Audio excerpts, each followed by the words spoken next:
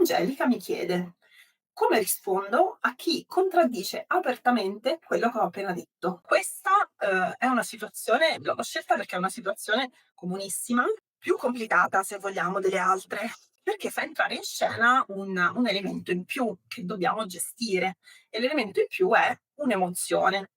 Perché? Perché quando, uno ci contraddice, soprattutto davanti ad altri, magari, come dire, minimizza, ci fa sembrare che sminuisca quello che abbiamo detto fino a quel momento, facilmente entra in gioco una reazione emotiva.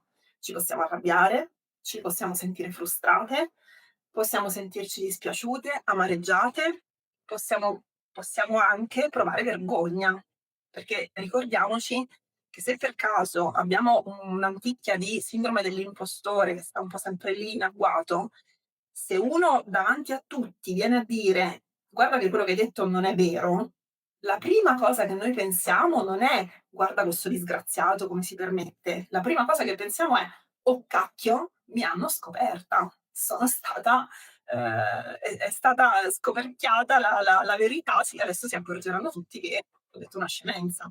Solo dopo riusciamo a razionalizzare, a renderci conto che non era così.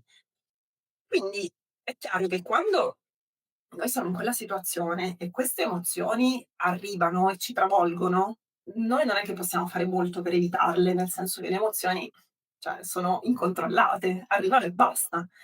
Quello che possiamo fare, magari, è evitare di, rispondere sull'onda di quell'emozione. Perché? Perché se noi rispondiamo sull'onda dell'emozione, tendiamo a fare delle cose che tipicamente, soprattutto in un contesto professionale, ma non solo, non sono particolarmente utili.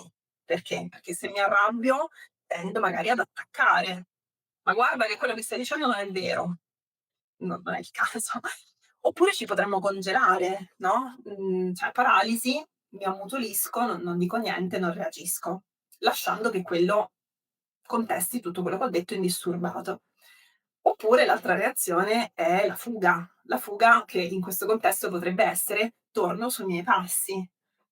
"Ah, ma sì, okay, si può vedere anche come dici tu." Che risposte sono queste? Sono risposte che non sono funzionali né per noi, perché non vanno nella direzione dei nostri obiettivi, di dimostrare la nostra competenza e autorevolezza, e non sono utili neanche rispetto alla discussione, perché poi alla fine come stanno le cose non si capisce, non viene fuori.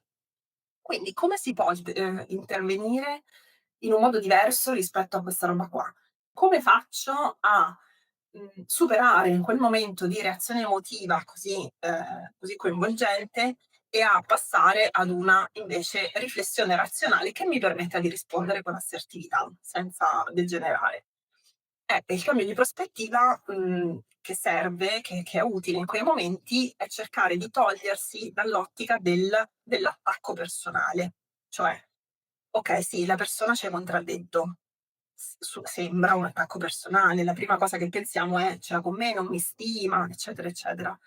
Ma, provando a razionalizzare, molto spesso il motivo per cui la gente dice quello che dice o fa quello che fa, non ha a che fare con noi nello specifico, soprattutto in contesto lavorativo. Cioè spesso quei personaggi che magari in modo un po' prepotente, magari in modo un po', arrogante, dicono cose, contestano cose, lo fanno più per affermare se stessi che non per mettere in cattiva luce l'altro. Potresti avere quello che, non so, si sentiva che aveva bisogno di affermare la sua autorità in quel momento, o che aveva bisogno di mostrarsi come il più esperto su quell'argomento, che vuole risultare il più autorevole.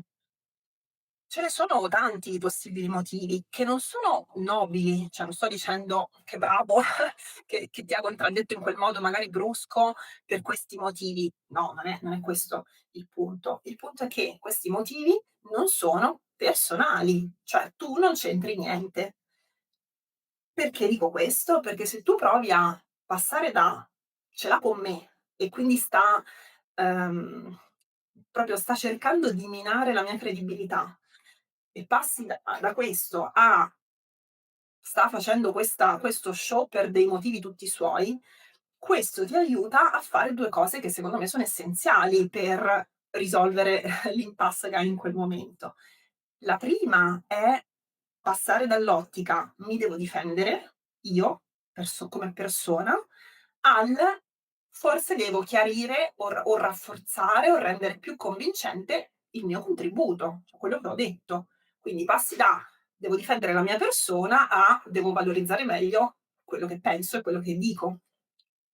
Seconda cosa che quel cambio di prospettiva ti aiuta a fare è vedere se per caso in quello che la persona sta dicendo c'è qualcosa di utile o di sensato, perché comunque anche negli interventi più fatti male, sgradevoli e tutto quello che vuoi, ci potrebbe comunque essere qualche cosa di sensato e questo ti può aiutare a valorizzare magari quell'unico pezzo utile per far avanzare la discussione, di nuovo portarla ad uno step successivo, uscendo dal litigio, dalla diatriba, è come dico io, no, è come dico io, no, è come dico io, che non serve né a te, né a quell'altro, né a tutti gli altri presenti, ovviamente. Quindi fatta questa lunghissima premessa su, che cosa hai bisogno di dire a te stessa prima di tutto, per affrontare con con grazia e con assertività questa situazione, poi a quel punto puoi chiederti: "Okay, che cosa gli dico però a questo qui, come rispondo?" Per esempio potresti dire, se appunto il tema è che vuoi valorizzare meglio, chiarire meglio quello che hai detto, potresti dire: "Okay, grazie per il tuo punto di vista. Preciso che quando ho detto bla bla bla, mi riferivo a questo e non a quest'altro. Concordo con te su questa cosa che hai sottolineato e poi sottolineare come anche quello che hai detto tu andava in quella direzione, per esempio, no, quindi la mia proposta va proprio in questa direzione perché bla bla bla. Oppure ancora, per esempio, potresti dire, questo è ancora più pro, potresti dire, quello che ho detto io lo baso su questo e questo, no, cioè su dei dati, su degli elementi che sono oggettivi, non è che mi son svegliata stamattina, no, quindi puoi sempre riportare anche agli elementi oggettivi per rafforzare le tue tesi. Quindi quello che ho detto io ha delle basi della serie, non è che siccome tu non sei d'accordo era una scemenza, ma allo stesso tempo capisco le tue riserve, magari su come presentare questo dato, come comunicarlo, come descriverlo. Per mettere insieme il tutto, quindi sia l'oggettività di quello che dicevo io, sia il tuo punto di vista, potremmo fare qualcos'altro, no? Ognuna di queste risposte, come vedi, cosa fa? Ti fa uscire dall'impasse, congelamento, rabbia sfrenata o, ritrattazione.